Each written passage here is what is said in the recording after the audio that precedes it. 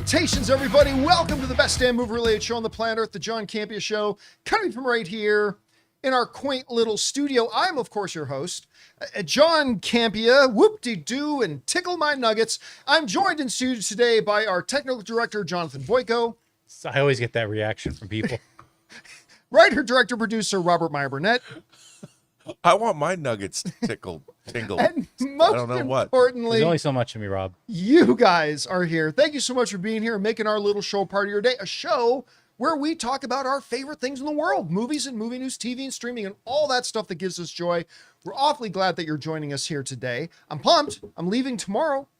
After the show is done tomorrow, I'm leaving for Vegas. Forgetting about that, yeah. Yeah. I'm going to see Disclosure Day in IMAX after you leave for Vegas. Well, I'm going to go see it in Vegas on Thursday night, and then I'm going to, of course, be playing in the World Series of Poker. So hopefully, I mean, I won't tell anybody if I win like $3.2 million. If we just don't see you ever But again, there will be signs. You did say if you had $2 million cash, you would retire and move back to Hamilton. Oh, I don't even think it would take 2 million. If I won, I think if I won like even 1.1 million, I'd probably do That that. would be enough. Come on. Oh, it'd totally be enough. Totally be enough. You forget all the we got the Campea Ranch already. That's true. That's true. All set, my friends. Anyway, guys, good to have you here. We got a number of things to talk about here today, so let's not waste any time and jump right into it, shall we? We're going to start off with this. What the hell happened to Daredevil? Now, I know we've talked about this already. You know, we've talked in the past couple of months about how the Nielsen streaming ratings have been coming out.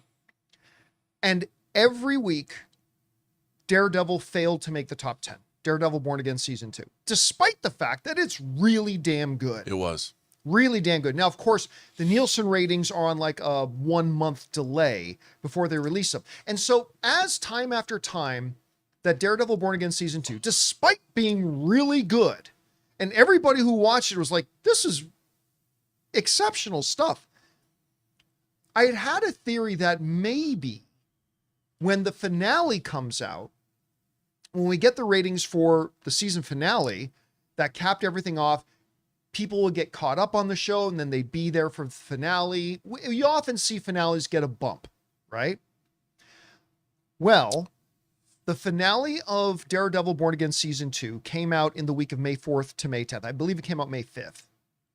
And now the Nielsen streaming originals ratings from the week of May 4th to May 10th are now out, and Daredevil still didn't make it. As you see here, of course, The Boys was by far the #1 show on streaming. Then Man on Fire, Worst Ex Ever, Lord of the Flies, Funny AF with Kevin Hart, Running Point, which, by the way, my wife loves. Running Point. Huh. Yeah, that's from not 10 Things I Hate About You. What's the Matthew McConaughey rom-com? How to Lose a Guy. How to 10 Lose a Days? Guy. Yeah, yeah. Why do I know that? What's her name? What's her name? Goldie Hawn's daughter. Yeah. And she was in Almost Famous. Yeah. Yeah. You know, Penny Lane. Kate Hudson. Kate Hudson. Penny Kate Hudson. Lane, Kate Hudson, yeah. So that Running Point, I haven't watched it yet. My wife Ann watches it, and she says it's hilarious. It's basically she plays a Jeannie Buss type. Like it's this woman who owns a professional basketball team. All right. Oh. And she says it's great. Anyway, then Citadel, The Pit, which had ended its season a month prior to this, still in the top 10. Ms. Rachel and MIA. But again, nowhere on here is Daredevil. Even in the week of its finale, when it should have had its biggest ratings bump again. And this one's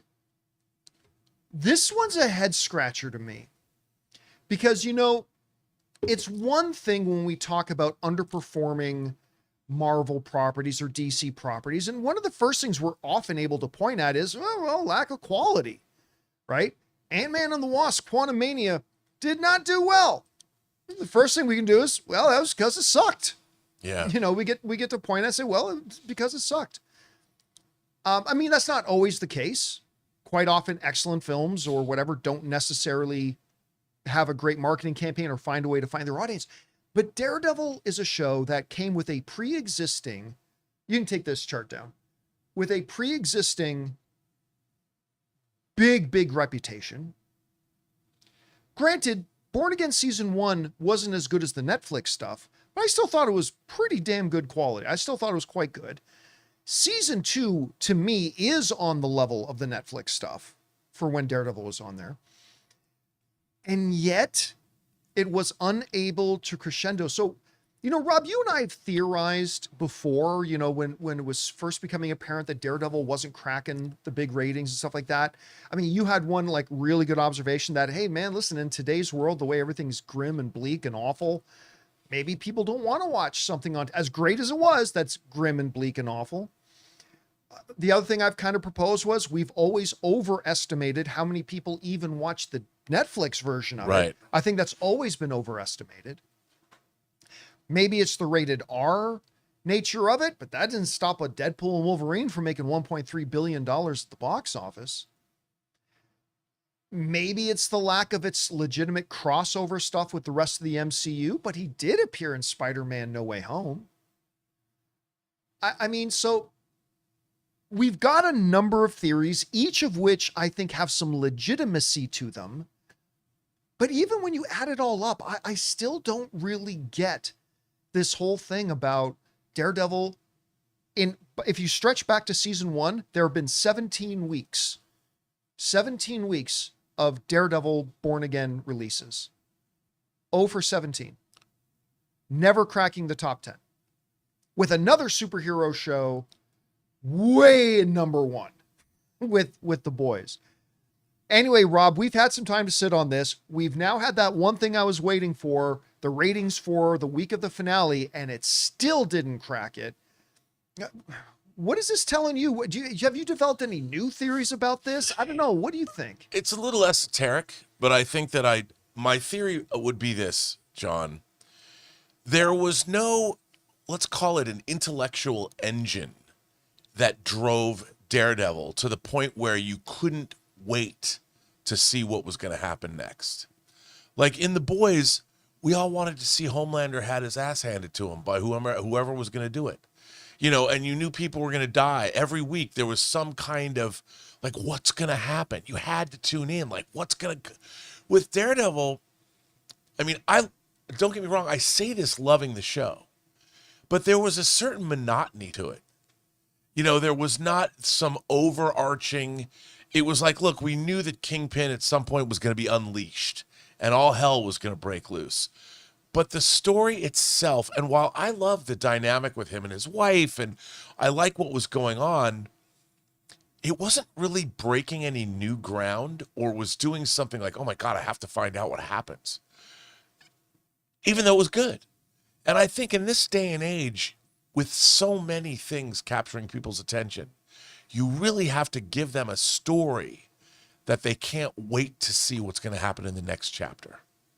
And I don't know if it caught any new audience members. I think what you're saying is valid. I can only speak for myself in that I did feel that personally. Like there were not every single episode, but there were a number of the episodes that they were in. I'm like, no, don't end yet. I mean, especially the one when Vanessa gets cronked. Well, Vanessa got kind of. But that's already. I mean, it was really catering to you and me as audience members of Daredevil. I don't think people were tuning in that weren't, because remember, Daredevil was new to Disney Plus. Yeah. So there was probably people that dipped in that had never seen Daredevil on Netflix, was going to check it out.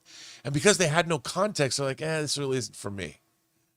They didn't have, I don't think it captured any new audience members, and it needed to. Well, it clearly didn't. I mean, but again, it's just, which is a little bit confounding to me, because normally, not always, normally when that's the case, the regular audience is also dissatisfied. Right. Like it's rare that you see the committed audience loving it and yet it not appealing to any new audience. So I don't know if that was an issue of the marketing campaign or how they positioned it, or if it just speaks to the fact that, hey guys, maybe it just took us several years to figure it out. Daredevil's just not that popular.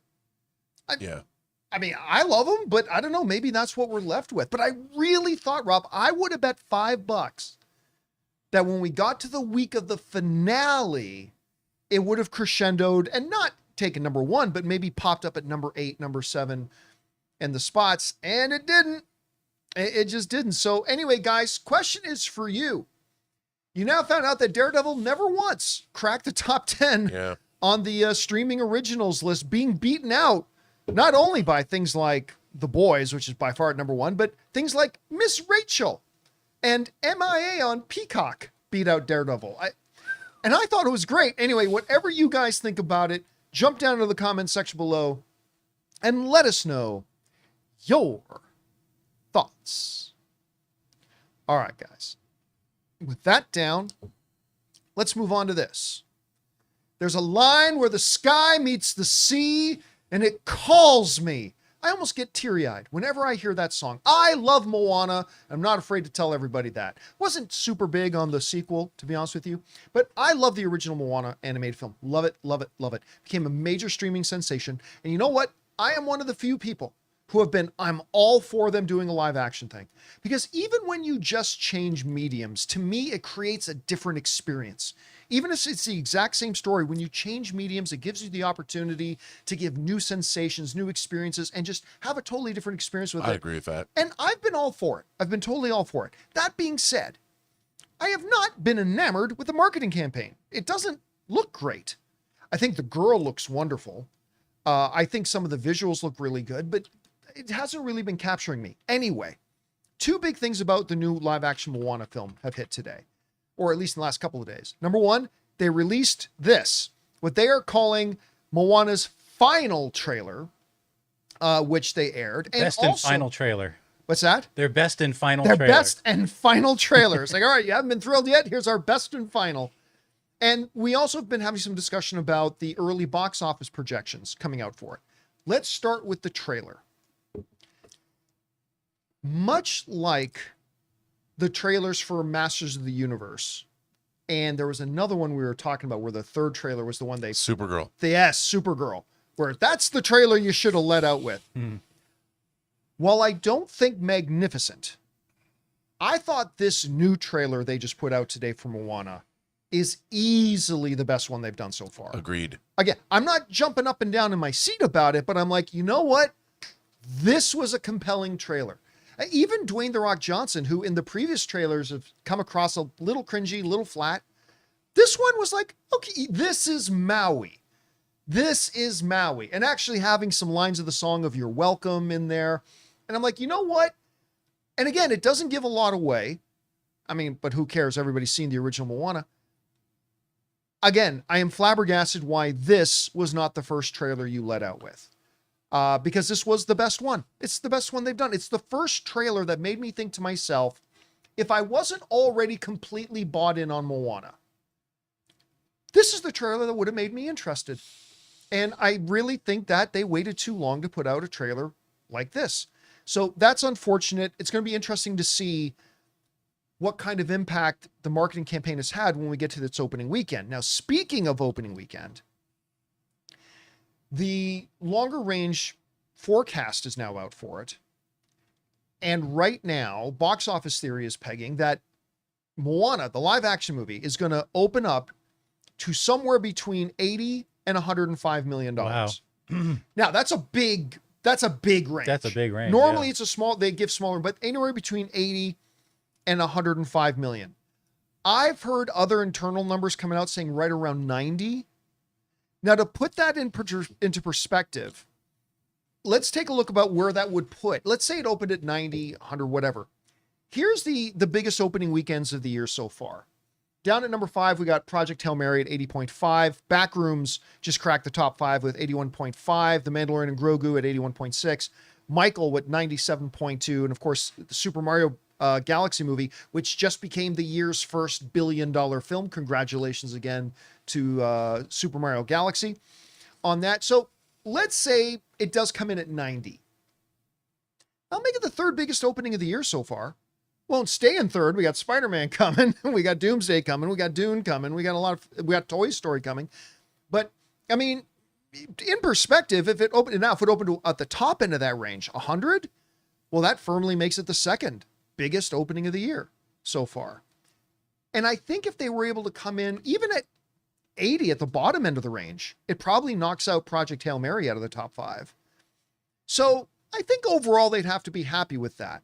The question will then become, is the movie good enough that it then has legs and can generate money and all that kind of stuff? If it's great, and I don't know that it's going to be, if it's great, this could be another $1 billion film because it's Moana.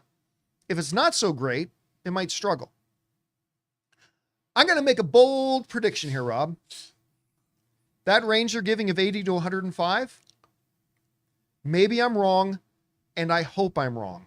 And remember, this is coming from a guy who is a big Moana fan, and I have been totally pro them making this live action film.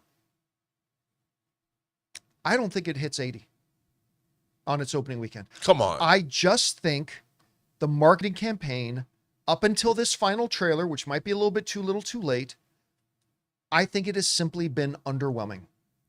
And remember, I'm not talking about it flopping. I mean, if it made 80, that's top 5 biggest openings of the year. But I'm just saying, I hope I'm wrong. 100% I hope I do. And by the way, we haven't seen the reviews for it yet. Maybe that'll change things. But I don't think it's going to hit 80. Do you still have that chart? Can I bring up that chart? I just Yeah. want to see those numbers again. Yeah. So, I mean, again, if it does, I mean, we're talking big numbers, right? These are the year's biggest numbers so far. But not only have I found the marketing campaign rather dull, but from what I hear from everybody else online too, it seems like they have failed to make a, pardon the pun, splash. It just has. And I'm not sensing that same emerging high hype energy that, say, Toy Story 5 has been building and getting that momentum going, right? And so I hope I'm wrong. I hope it does come in at like $100 million. But right now, my guess is it doesn't even hit that 80 mark. Anyway, Rob, you saw the new trailer. What did you think about the trailer? And what do you think about the box office projections saying somewhere between 80 and 105 million? I liked the trailer. I thought the trailer was quite good. And like you, I thought it was the best trailer of the bunch. But in terms of, look, You actually walked in the studio today and quoted the trailer. I did. I did. The first thing you did was I you quoted the trailer about the hair. But here's the thing. I think that this movie is going to do huge business. I think, like Devil Wears Prada 2, it has a female demographic. It's mothers and daughters that are going to go see this, that are going to drive the box office. And I think it's going to, I would err on the high end of the spectrum for this. Really? I really get closer to 100 because Moana was the number one, as you pointed out, the number one grossing film on streaming. On Disney for Plus several years in a row. It was the number one streamed movie in the world for several years in a row. Yeah, and I think that Moana is wish fulfillment for mothers and daughters. You get to be a Disney princess and you get somebody like Dwayne Johnson in your life. So I think that this live action iteration, I think it's one of those things where it's not on my radar. Like, I'll go see it. I like Moana, and I for the most part, I've liked these Disney live action versions ever since Cinderella, which I think remains my favorite one. But this is not the movie that I'm rushing out to see. It's not the Disclosure Day of Disney movies, whereas The Disclosure Day of Disney movies. which I mean, and I am I'll roll out for Toy Story 5 before I roll out for Moana because Toy Story 5 interests me more. But I think this movie's going to be huge. I think, as a matter of fact, both Toy Story 5 and Moana are both going to gross over $1 billion. I firmly believe that about Toy Story 5. I hope you're right. Again, once we get reviews in, if they're glowing and magnificent, if they're good, if the movie's good. Well, I'll revisit this. Just right now, I have a feeling that the $80 million opening weekend mark might be optimistic. Doesn't Toy Story 5 open next week? Jonathan, maybe you can look it up. I'm looking it up right now. I can't remember exactly. I mean, it's got to open soon because they just did the premiere of it. Yeah, I think it's next week. Yeah, because I have my ticket. It's June 19th. June 19th. So it opens in 9 days. Yeah. It comes out, so the following week. I'm going to go 115. I'm just really? I'm going 115. Yeah. Now we're talking Moana. This is if reviews are good. I'm going 115 for Moana. Yeah, I mean, I said high end. I don't know if I'd go that high, but I think it's going to be up there, dude. Listen, if the reviews come out and they're really strong, I'll revisit this. But just right now, I hope you're right. I really, really do. Anyway, guys, question is for you. What do you think about this? Moana, the live action film, just dropped what they are calling their final trailer. Around here, we think it's probably the best one they've done so far, frankly. I still don't know that it's enough. They're saying anywhere between 80 and 105 million opening weekend. I think it might even become below that. The other guys are saying at the top end of that range. Where do you think it's going to come in? Whatever you guys think, jump down into the comment section below and let us know your thoughts. All right, guys. With that down, let's talk about this. You know, to me, easily the biggest great surprise of CinemaCon this year was when they showed us all that footage for Whalefall.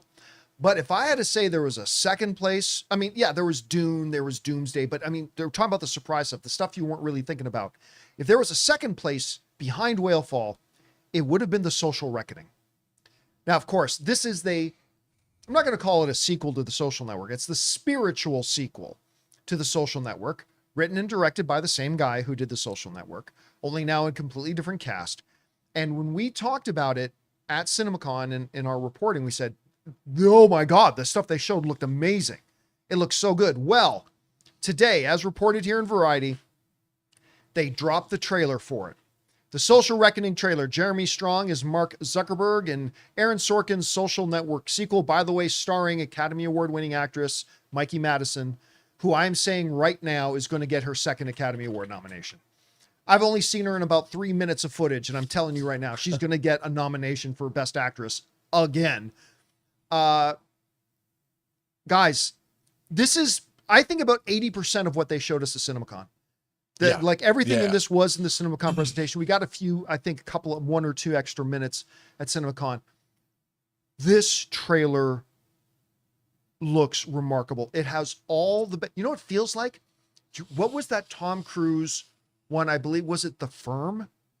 Yep. Oh, that's going back. Oh, like this trailer gave me The Firm vibes. And I mean that in all the best ways. Firm rules, by the way. Firm was so good. So good. Wilford Brimley. Tobin Bell, Gene Hackman, Gene Triplethorn. That movie was great. Great score. That was all during that 90s rage for court dramas. John Grisham. Yep. Yeah, John Grisham novels. What was that Paul Newman one? The Verdict? Dude, it's one of my favorite movies of all time. That was a really good one. Yeah, there was this great era of legal drama movies. But that's what this kind of gives me the buzz of, right? It's got that, and so it's got The Firm mixed a little bit genetically with Aaron Brockovich. Like kind of mixed into one sort of thing. I can see that. How good was Bill Burr? Oh, God. Dude, they showed, remember I said they showed us a little bit more of it? Yeah, Bill Burr was in more of it. Yeah. And he looks so good in this movie. So good in this movie. You know what the best part of his performance was in the little that we saw? It's not when he's talking to Zuckerberg. Blah, blah, blah. It's when Zuckerberg snaps back at him. Say, hey, people around here know when I say no, that's the end of the discussion. The camera cuts back to Bill Burr. The reaction on Bill Burr's face. Who's this? Yeah. I mean,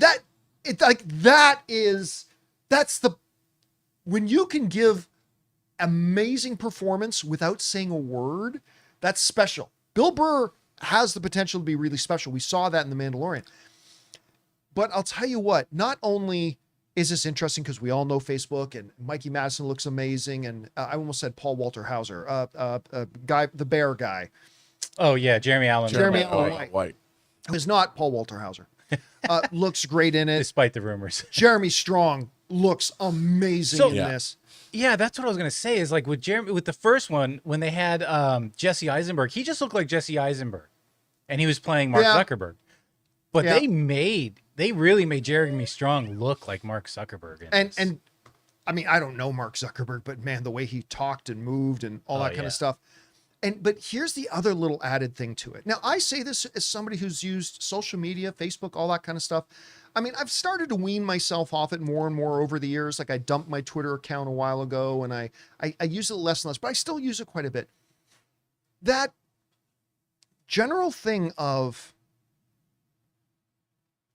when you have an outlet or a space, a platform like Facebook, and pure, unadulterated misinformation is allowed to be trafficked, but not only that, encouraged, it causes real problems. Remember, I think it was 2017, 2018 was in Myanmar where like the local government orchestrated massive false reports about this people group that they then use to motivate and justify a genocide. And they use Facebook to do it.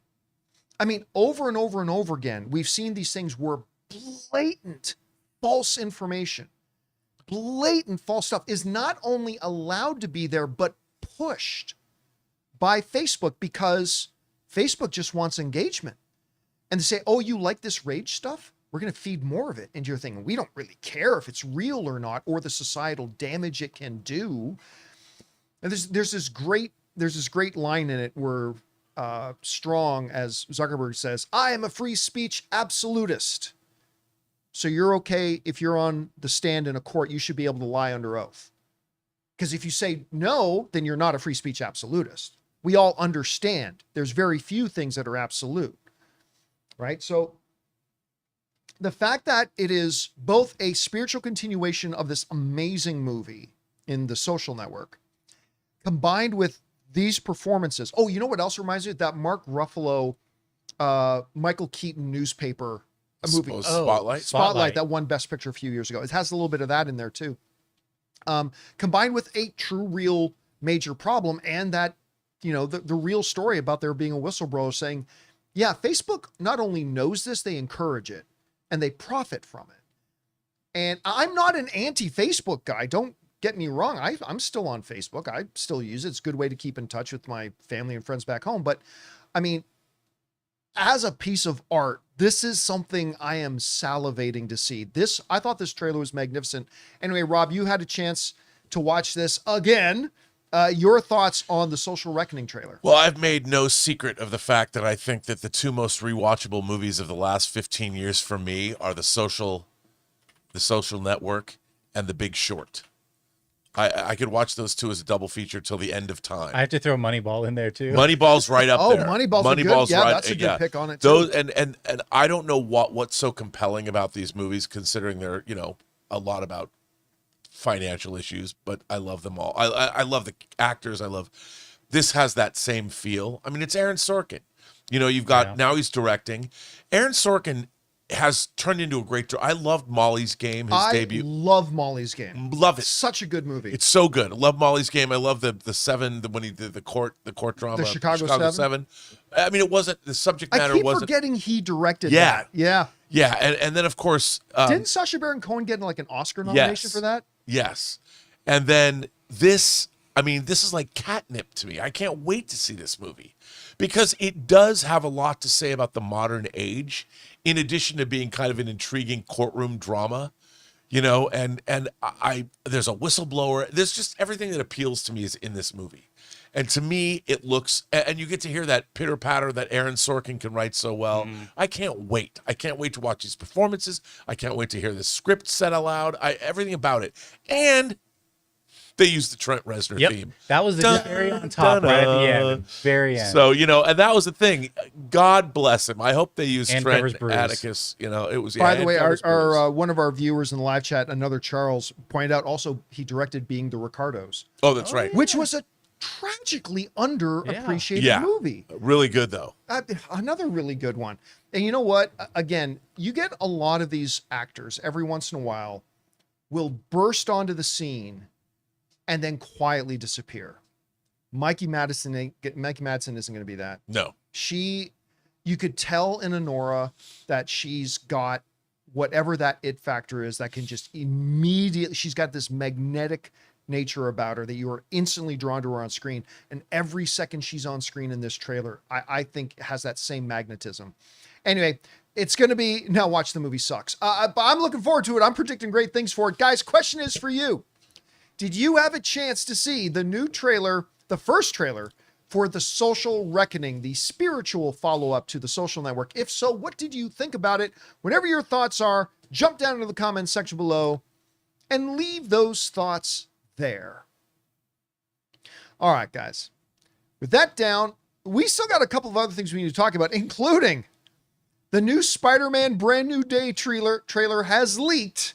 You may or may not have seen it. We're going to talk about it. It looks pretty damn good. And the premiere for Toy Story 5 has happened. And the first reviews and reactions are now out. I've talked to a couple people. I've read a bunch of things. The words "best one yet" have been thrown at me a couple of times.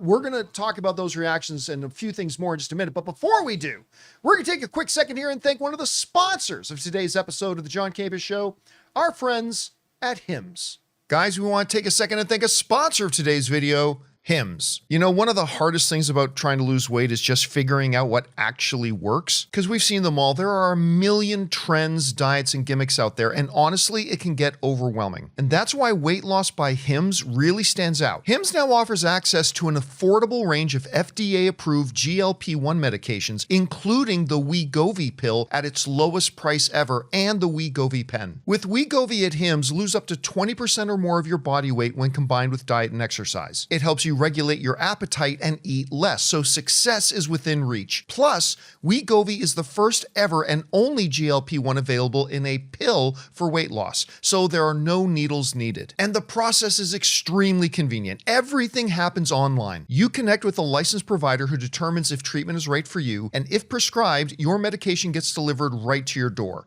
No insurance necessary. Ready to reach your goals? Visit hims.com/Campea to get a personalized, affordable plan that gets you. That's HIMS.com/Campea.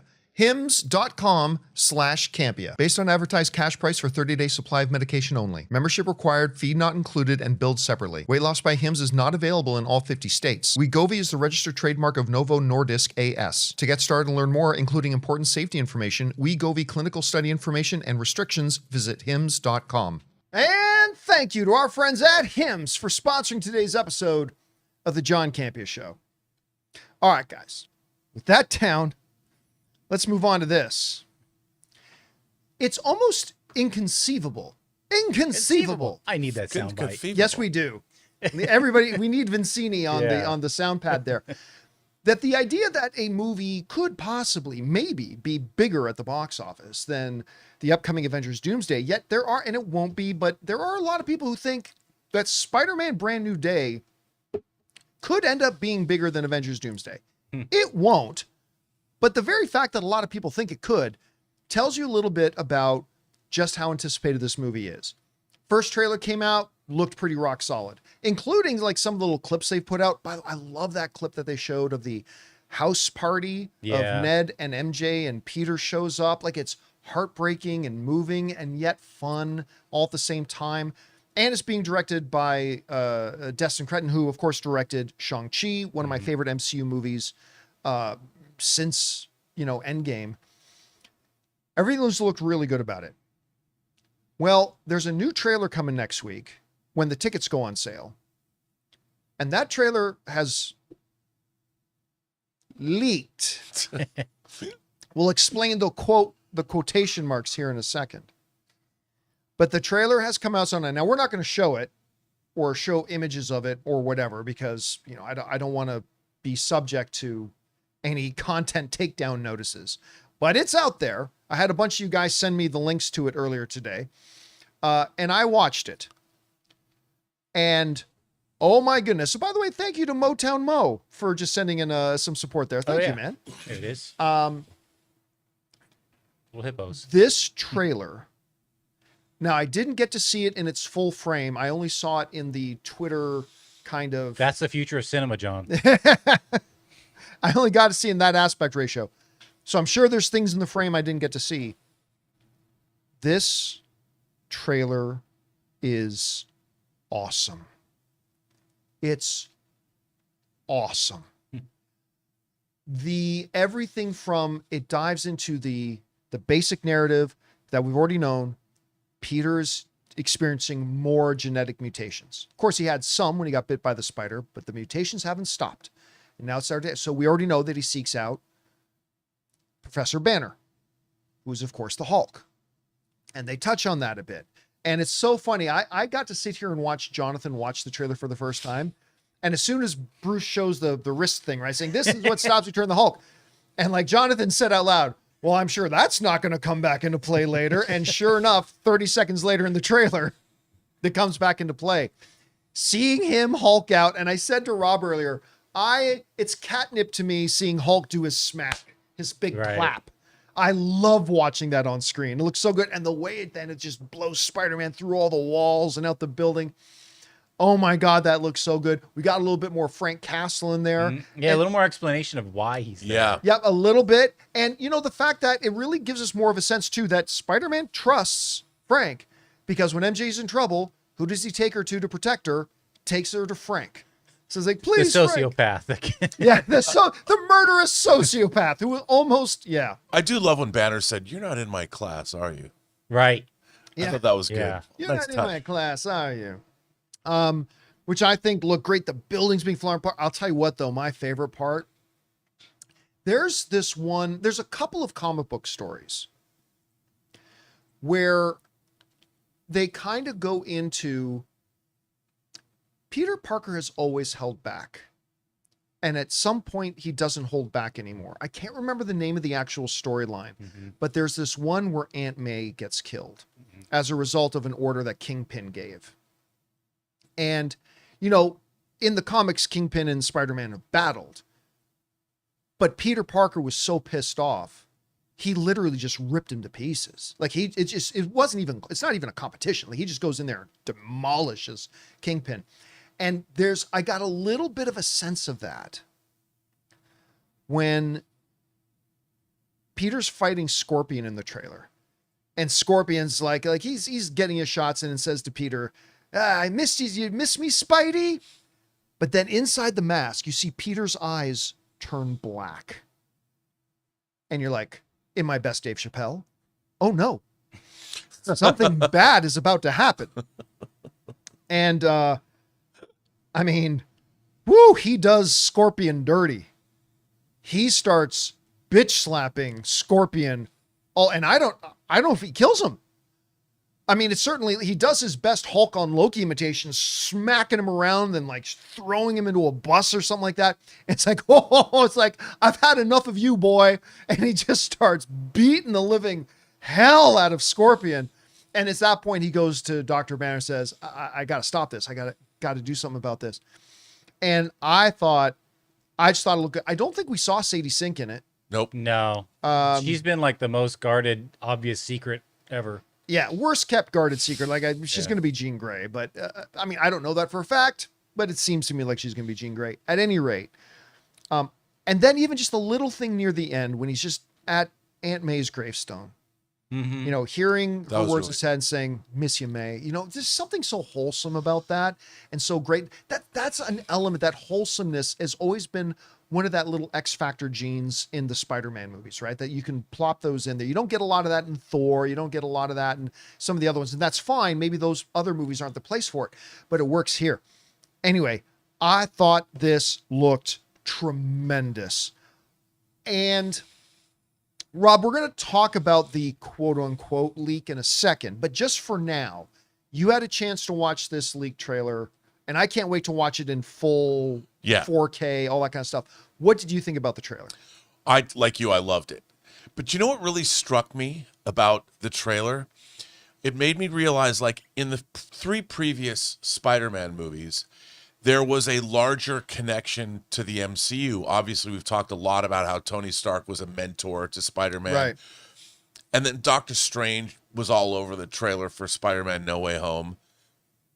This was the first time I felt that Spider-Man was the most important character in this movie. That it's truly his movie. Yeah. Yeah. Banner's there, but he just feels like a background character. Yeah, he's a background character. Yeah. And even Frank Castle's there. Frank Castle's there because Spider-Man went to see him, for whatever reason. I felt for the very first time, not that I don't like the 3 previous Spider-Man movies, but it always seemed like Spider-Man was sharing time as Mysterio, Jake Gyllenhaal's Mysterio. Mm-hmm. Whereas there was like equal, I never felt Banner was a lead character. I don't feel Frank is a lead character.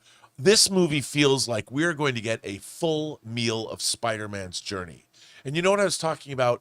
How intellectually Daredevil didn't give the audience.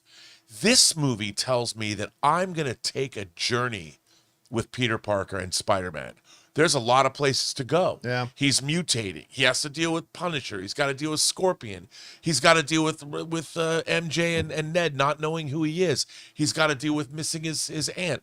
This felt like a full, developed, real great story that I could really sink my teeth into, which is silly to say about a Spider-Man movie, but that's how I felt about it. I'm like, this feels like it's going to be a fulfilling time at the movies. And whoever's doing the mind control stuff, because that's been really subtly yeah, played. what's up with that? I think it's Jean. So the theory going around is that she's being used, and maybe somebody's got either leverage on Jean or the controlling Jean or something, and they're using her to commit crimes. Oh, that's absolutely what's happening. Maybe yes, maybe no. We'll find out. Oh, You know what excites me most about this Spider-Man movie? To me, this is the first time we're actually going to get Spider-Man. Mm-hmm. Because in the MCU so far, he has been nothing but Iron Man Jr. I hate the Spider Iron Man suit. I've always hated it. Even though I've loved the movies, I've hated that aspect of it because, again, you guys have heard me say this for years. To me, it was Marvel saying, kiddies love the Iron Man suit. Spider-Man's not cool enough. Spider-Man's not a good enough character on his own. You got to give him an Iron Man suit. You got to give him his Spider suit was dope, though, You got to dude. give him his own AI. But that had purpose because he was in space. Yeah. So it's like, yeah, that makes sense. But yeah, to what John's saying, he's talking about like the suit where it just 100%. had right like from Spider-Man Homecoming all the way through. To me, go into defense mode. It's like, why don't you just let And now he's back into the normal. You're right. and now he's Spider-Man. He's not Iron Man Jr. anymore. And I'm and again, this is not me knocking the other films because I really love the other films, but that's an aspect of it that always drove me crazy. Now he's truly Spider-Man. I think when we and look I'm back, excited about it. if they do end up doing 5 of these or 6, we'll look back at those 3 as the prequels of Yeah. Spider-Man, where Yeah, he yeah. was still developing, and from this on, this is the Spider-Man we know. Yeah. I agree. Yeah, it's going to be really interesting. Anyway, so we love the trailer. We love the trailer. Let's address the elephant in the room. The leak. Oopsie. Look, we've talked about this before. Who does Sony think they're kidding? Who does Sony actually think they're kidding? We know very well Sony is leaking this stuff out. They just are. And one of the biggest, and we've talked about this with all the other leaks too, when it comes to it. One of the big telltale signs of it is we've seen things leaked to other movies before. And by the time you can load up that link to take a look at it, it's been removed. This thing was still on hours after it had been. Yeah, because remember I asked you, I was like, "Is it even? Can I even watch it? Is it still on?" And then I watched it here. As a matter of fact, I just reloaded the page. It's still up. Still up. I won't play it, but there it is. I just reloaded the page and it's still up.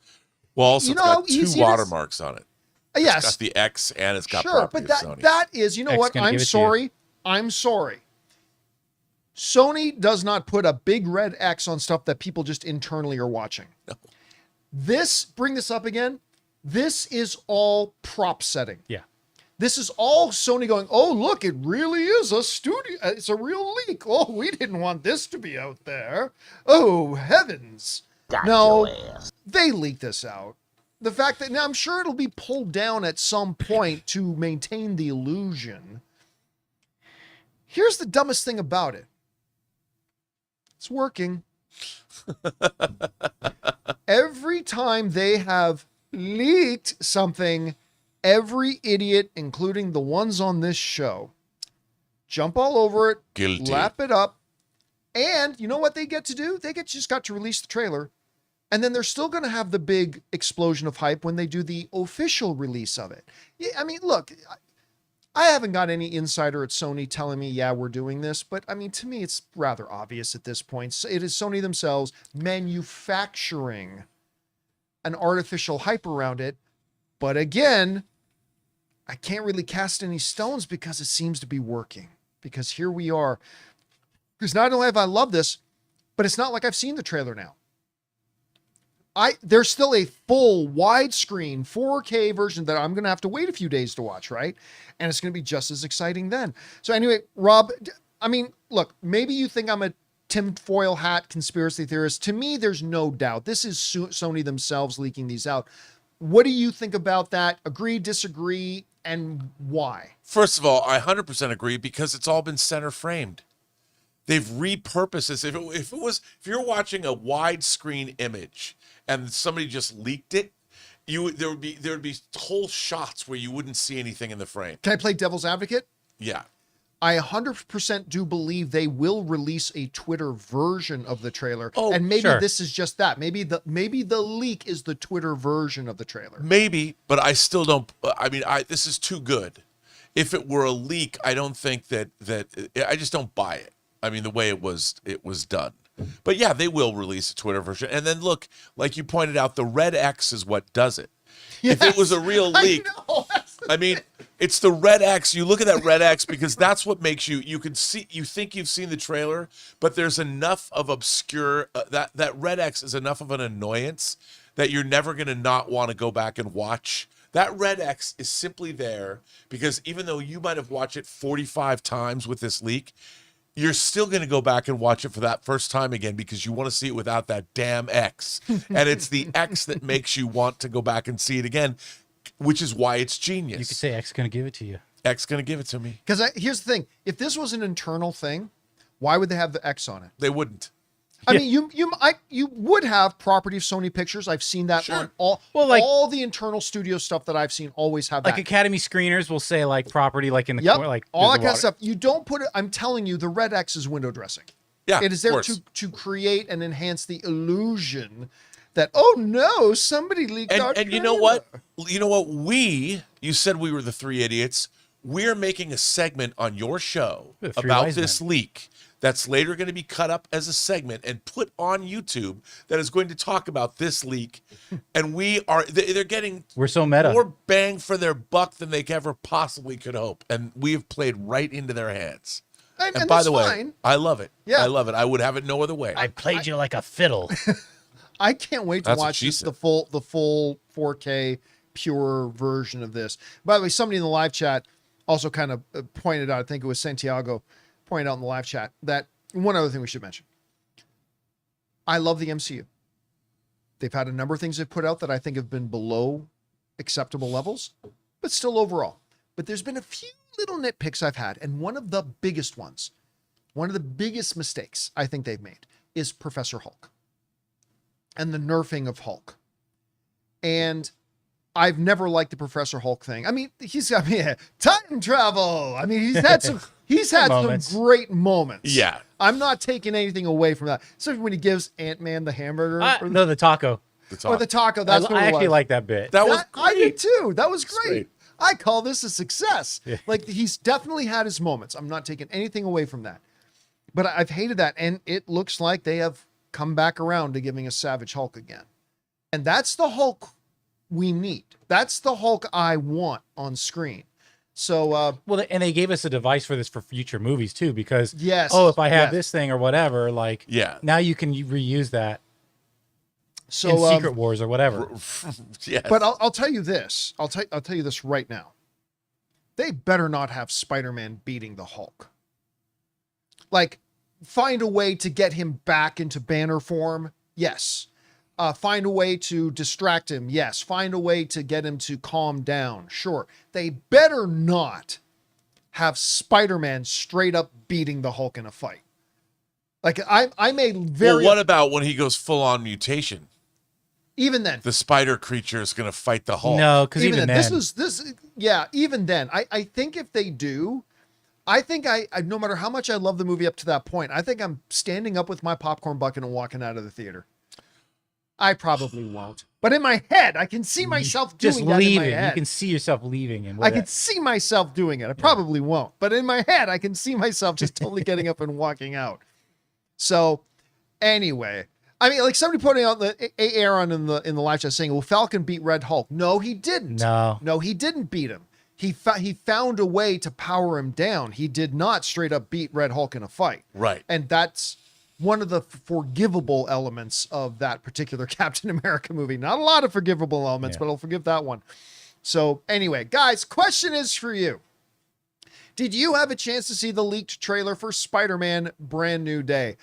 I think it looks freaking awesome. I really I do too. I cannot wait for this. Whatever you guys thought about it, jump down to the comment section below and let us know your thoughts.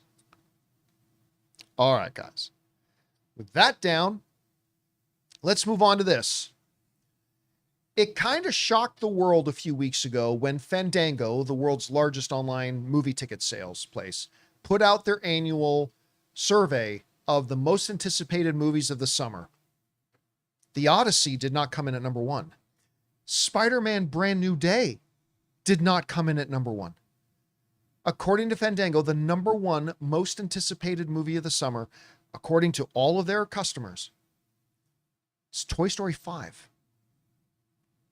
And just a little bit of a refresher about why, when people bring up the conversation of the greatest film franchises of all time, why Toy Story is often in that conversation. So we take a look at this. Toy Story 1 had a 100% critic rating, 92% audience rating. Made $373 million. Toy Story 2, 100% critic rating, 87% audience rating, was the best of the franchise for a while. Made more, $497 million. Toy Story 3, which I consider to be the best Toy Story film, also one of only 2 animated films in history, one of only 3, I should say, animated films in history that got nominated for Best Picture at the Academy Awards, which Toy Story 3 did.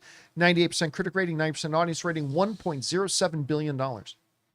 And then Toy Story 4, which I think is the weakest of the Toy Story movies, but still damn good. I really like Toy Story 4, not as much as the other ones. Still a 97% critic rating, 94% audience rating, also making $1.07 billion. And when each new Toy Story movie was coming out, the song and dance online was always the same. Who asked for another Toy Story? They're just running it into the ground. Oh, this one's just a money grab. Oh, we don't need another one. The last one ended perfect. Every single time a new Toy Story movie has come out, that's been the song and dance. And then every single time, massive audience scores, massive critic scores, and massive box office. So sure enough, when they announced Toy Story 5, it was the same song and dance. We don't need another toy. Who wears originality and how blah, blah, blah, blah, blah. Well, they've done the premiere. And I got contacted by a couple of people who work at some of the trades. And the one guy who texted me last night simply said, this is the best one yet. Not everybody's saying it's the best one yet, but I have heard from 2 different people that thought this Toy Story is the best one they've ever done. I don't think I'm going to feel that way. Topping Toy Story 3 is going to be a really tall order for me, but it's pretty damn high praise nonetheless. Let's go over to the Hollywood Reporter and get like a lot of the major journalists and critics who were there and saw it and see what they had to say. Andrew J. Salazar wrote, I'm very happy to say that Toy Story 5 is a genuine home run. Jesse brings, being the lead really gives it an infectious energy, and the toys versus tech conflict is much more nuanced than expected. Moreover, it takes a hard stance on one-on-one human connection being key for children. Boris Kitt wrote, as Toy Story 5 began, the lady behind me turned to her friend and said, you're crying already? Yup, her friend replied. I can confirm many tears were shed by them and all. By the way, one of the people I talked to that was there said everybody in that theater was bawling. Said they said there was not a dry eye in the house, that everybody was crying. Didn't tell me if it was... Will there be a toy death? See, they didn't tell me whether it was inspirational tears, beauty tears, tragedy tears. They didn't tell me that. So I don't know. But yeah, I heard like everybody, the waterworks are going off. Holophiles wrote, Toy Story 5 is sweet, clever, funny, heartwarming, and delivers everything you could possibly want from a Toy Story movie. A lovely film that beautifully taps into the themes from Toy Story 3 to tell a simultaneously timely and timeless story. One of the best movies we've seen this year. Yowza. Scott Menzel wrote, Toy Story 5 is a wonderfully heartfelt return to form for Pixar Animation Studios and a reminder of why the Toy Story franchise remains one of the greatest film series ever made. Toy Story 5 ranks right alongside the first 3 films, delivering perfect blend of humor and emotion.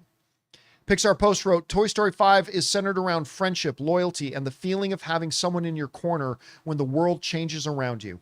The emotions run deep, but the humor is loud as Smarty Pants. That's the new Conan O'Brien character. And Forky brings some of the film's biggest laughs. We cannot wait to see it again. Drew Taylor wrote, Toy Story 5 is an absolute home run and further proof that this is the greatest animated film franchise ever. Surprising, heartfelt, dynamic, and so fun. May these movies never cease. Clayton Davis wrote, Toy Story 5 proves this franchise still has plenty of emotional territory left to explore. Timely and surprisingly sharp with its take on our relationship with technology, Joan Cusack delivers standout voice work. Fair warning that you'll want to break your kids' tablets. Nerds of Color wrote, as a big fan of Toy Story 2, I fully embrace Toy Story 5. It is a worthy inclusion to this legendary franchise that finally does far more with Jessie, truly evolving her in a way that reminds us why this is one of the most human film series ever. Jazz Tangsy wrote, Toy Story 5 is a magical and pure perfection. It is a fantastic entry into the franchise. Jessie finally gets the story she deserves. It's emotional, funny, genuinely warm, and perfect in every way. Loved the new additions of characters. I laughed, I cried at how marvelous Toy Story was. Wow. Laughing Place wrote, Toy Story 5 is Jessie's movie, and it's exactly what the franchise needed. Joan Cusack breaks your heart wide open as the yodeling cowgirl rediscovering her purpose. It's full of laughs and delivers an emotional, happy tears. And the last one I'll read, the Movie Podcast wrote, Pixar's Toy Story 5 is a generation-defining experience and exactly the story we need right now. Pixar once again delivers a meaningful, moving, and masterful must-see movie. Conan as Smarty Pants is an all-time great Toy Story character. This is Jessie's story, and our sheriff shines. Now, I remember when they were first going into production, I remember Tom Hanks mentioning this one focuses more, I mean, there's a lot of Woody, a lot of Buzz, but he says this one focuses more on Jessie, which makes a lot more sense when you understand how they changed owners and Woody's been gone and all that kind of stuff. And, you know, I'm hearing all this, and I just remember hearing the heads of Pixar talk once. And they always, this is back years and years ago, I think before Toy Story 3, maybe it was before Toy Story 4, and they said, we're not planning on another Toy Story movie, but our philosophy is this. If one of us comes up with a great idea of a truly moving story, why on earth would we say, no, we're not going to tell that great story because we made up a self-imposed rule that we're not going to do another one? So they said, yeah, we're not going out of our way to do another Toy Story, but if the right story strikes us, we're going to do it.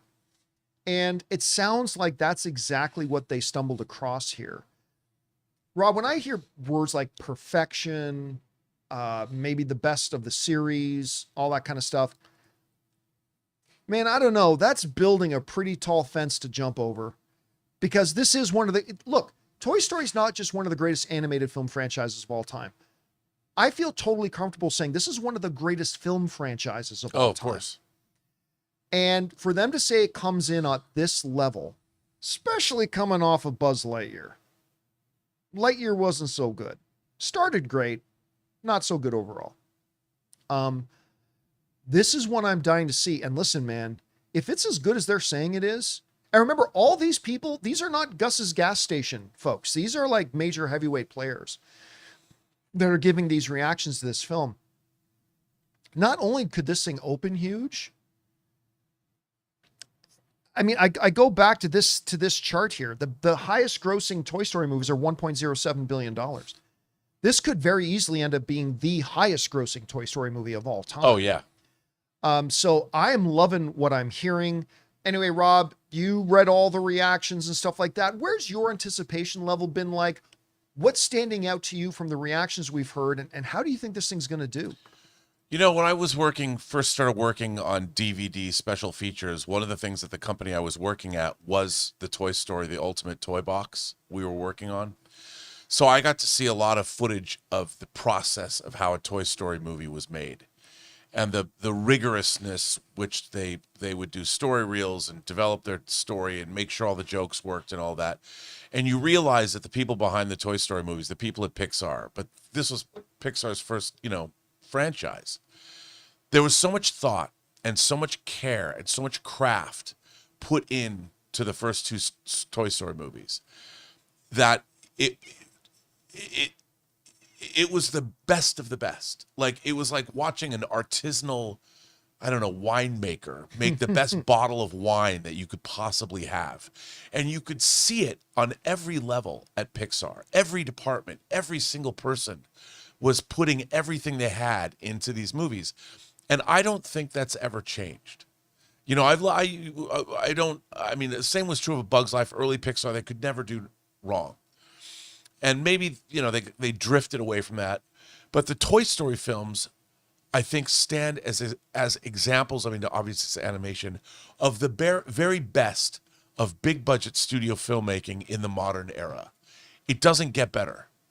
So I've always expected the best from Pixar. And while I thought Toy Story 4 was really, really good, it wasn't my favorite, especially coming off of Toy Story 3. But like you pointed out, they only make Toy Story movies when they have the right idea. And you could tell even when we were at CinemaCon that they had the right idea. This notion. Oh yeah, because we had Tom Hanks and Tim Allen. And Tim Allen both came out on stage and talked and about the it. idea It of was pretty technology and the idea of play. And for me, I think this is probably the most relevant of all the Toy Story movies to me personally. And I am not surprised that this film is as good as it is. You know, I right to the top. And the fact that it's a franchise that deserves all of its success. And no one has ever phoned in these movies. It's not like somebody trying to repurpose a script from something else and shoehorning it into Toy Story. The very best of the best, everybody involved in these movies has always brought their A game. And I would expect nothing less, John. I think this movie's going to... You know what? This movie could do Zootopia numbers, and it wouldn't surprise me if it makes That was the movie I was trying to figure out what blew up. It was Zootopia. Yes, billion Yes. or Inside Out 2, Yeah. stuff like that. You know, one of our viewers in the live chat, Robert Presser, pointed out in the live chat, it's like, somebody thinks they just throw out these Toy Story movies as cash grabs.